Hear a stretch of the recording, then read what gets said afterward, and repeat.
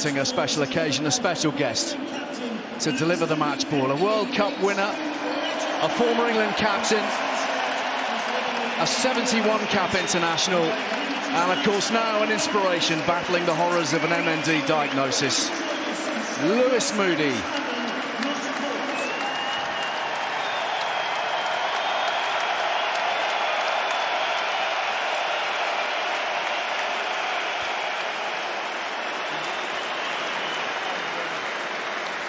Just built for a day like this and a contest like this, you feel. So many happy memories of him here, tearing across the turf. That sheer joy, deep love of the sport. English front row, Finn Baxter and Joe Hayes both enjoying excellent summer tours of Argentina. Maro Itoje today equaling Martin Johnson's England starts at lock. And there's dynamism and there's very much a lot of power in that back row. George Ford winning the votes at fly half, exceptional these last few weeks. Tommy Freeman. The Wallaby pack features Rob Valentini, so good in that first half at the MCG against the Lions before injury hit. Fraser McWright, exceptional on the flank. Nick Frost, king of the line out. Taniela Tupou, a huge presence and returning on the tight head.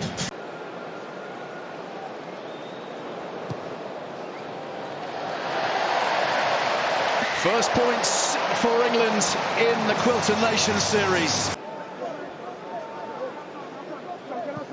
Alex Mitchell came off the bench a couple of times in the summer against the Lions, sends it up, brilliantly won by Roebuck, and away to Ben Earl from Underhill, and Earl setting sail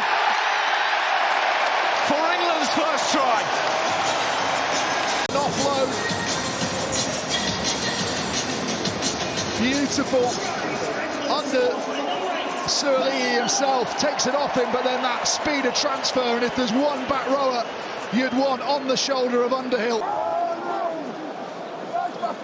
It's running around the outside, but it takes England the way they want to go. Ford very much on the front foot. Stewart to Freeman. Good tackle made by Jorgensen, but quick ball again for George Ford. Ben Earl, here he is. For a second, potentially, he's held up again. That is an exceptional bit of defensive work. Who is that under the ball? First class, I think it was Potter. It's unbelievable how good this tackle is. Options left and right. George, Dingwall, and the intercept from Potter. Freddie Stewart is well beaten. Potter setting off for the corner. George Ford will get nowhere near it. Potter's slowing up, but he's made it all the way. What a read. For the pass and the shape of the body movement, and goes, right, I'm going for this. Stays tight, marking Earl, Stewart on the outside, and he just gets that one hand. Slight bit of fortune. We've seen players there not quite get it, the ball goes down, they get yellow carded. But he was worth the gamble. 5 at least, and giving his team 7. It's a 14-point turnaround, isn't it, Ali? They come round the corner, if you pump the ball, let Potter step forward. In the air still, as George Ford gets us back underway.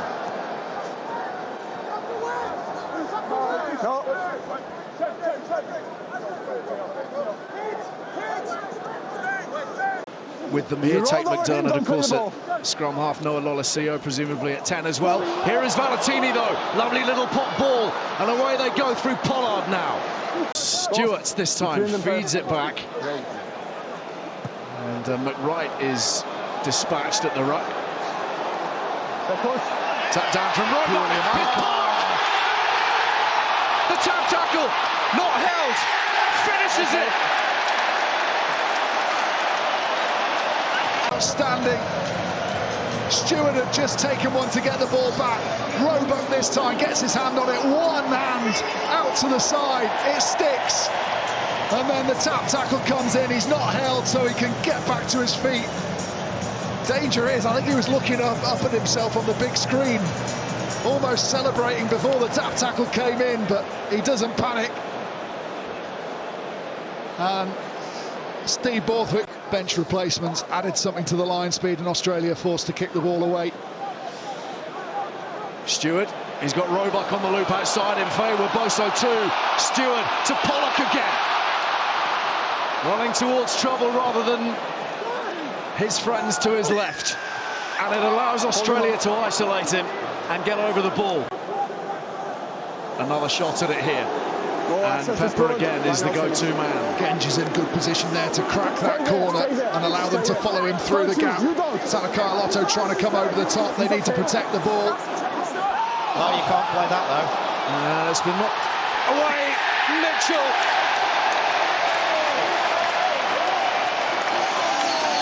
Caught round the back, and it's Salakaia-Loto who reaches out, but you can't play the 9 within a metre of a failed maul if you were part of the maul. That's what Salakaia-Loto does. It would have been a penalty, but he knocks the ball down. Mitchell picks it back up, darts down the blind side and beats Frost to the line. Good, sharp awareness from Mitchell, who was denied with his tap penalty. They're just checking the ball does get to the line. Yes, it does. If you just watch Mitchell. No, the 19 who slapped the ball backwards, and he was just playing the penalty advantage for just changing the ball. England lead by 13. This will show you the angle. Back now. He's on the middle. Still they move forwards, and there is less and less resistance. England bearing down on the try line. Almost everybody part of this maul, and the try is scored. The paddock outside the 22. Maro Itoje sets up. It's not the cleanest setup, but as soon as Cowan-Dickie's in place, because Australia don't think they could possibly go from that distance, they're late to put enough bodies in, and England have momentum. The extra reinforcements come. A 10th try for England for Luke Cowan-Dickie on the occasion of his 50th cap. It's a great moment to mark England's 4th score of the afternoon. The conversion from Finch. Cole's thinking twice about having a dart at that. Here's McWright slithering up towards the line. Held up. England hold out. And they will take pride in that as much as their victory, I suspect. November launched for Steve Borthwick's men. 4 tries and a very comprehensive second half. The early score from Ben Earl, and then contributions from Pollock and Mitchell and Cowan-Dickie. And they have now won 8 matches in a row. Serious momentum now for the rest of the Quilter Nations Series. The gradient of improvement has definitely gone in the right direction for England, and today was another step on that. So a little wonder, one final wonder for Maro Itoje this afternoon as he receives the Ella Mobbs Trophy.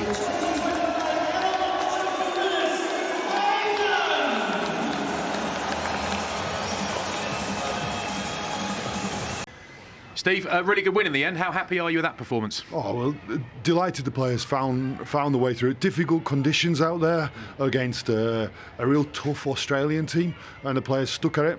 I think what the most pleasing thing was in those tough moments, those couple of bits when it went against us under pressure, the players managed it brilliantly. I think you could tell how composed they were, and to keep finding a way to get the next positive, to get the next bit of field position, to get the next opportunity. And there was a point where you were thinking if only you had a load of big units on the bench to bring on. You did. You brought them on. Were you happy with the impact they had in that 4th quarter when you think back to what was happening a year ago? Yeah, and I think the bench certainly had an impact, and I think they had a really, really positive impact. Q4, now you look at a number of games now in that last quarter, you're seeing an England team that's fit, that has more experience within it, that has a greater density of leadership within it, and saw the way through there against, as I say, what was a really tough Aussie team. Do you think that's the answer, the experience, the conditioning? Because this felt like at one point a really sort of sticky, tricky game, and a year ago you weren't quite winning those, and now you're starting to win those games. Do you feel like you're a team that has worked out how to win tricky ones. I think it's a team that's really developed in that way. I think the other bit, I think we'll probably look at it and go, we left a few points out there. I think we had 10 line breaks, and we're probably just a bit too eager. And as Ben Earl put it, he butchered the unbutcherable. Yeah, I think Flats, I think you'd have slid in from a long way out, so, wouldn't yeah. you? Yeah, well, I'd have fallen over, certainly. I think there was a few times there we're probably a little bit over eager, trying to force a pass of one of those breaks you think we're about to score and didn't quite. I think that's probably to be expected with a team that's just come together this week. I think we'll be better next week.